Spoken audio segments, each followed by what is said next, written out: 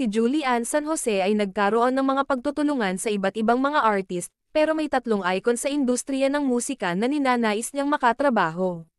Sa isang panayam matapos ang pagpirma ng kanyang kontrata noong Martes, ibinahagi ni Julie Ann sa GMA News Online na pangarap niyang makipagtulungan kay Lea Salonga, na isa sa kanyang mga iniidolo sa industriya.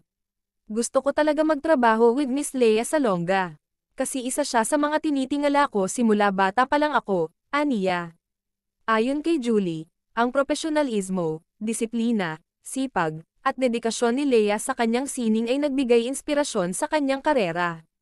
Bukod kay Lea, ibinahagi rin ni Julie na nais niyang makipagtulungan sa mga American pop stars na sina Lady Gaga at Taylor Swift dahil nais niyang matuto mula sa kanilang sining. Nagsusulat sila ng napakagandang mga kanta, kaya gusto ko makipagtulungan sa kanila. Gusto kong mangalap ng kaalaman mula sa kanilang isipan.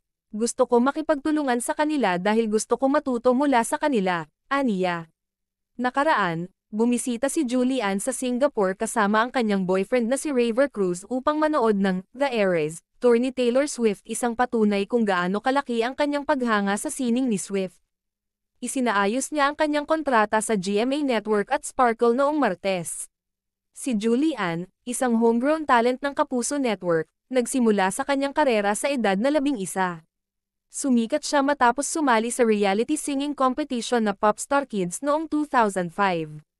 Bilang isang mang-aawit, nakamit niya ang maraming parangal, kabilang ang 2 FAMAS Awards, at isang bituin sa Eastwood City Walk of Fame.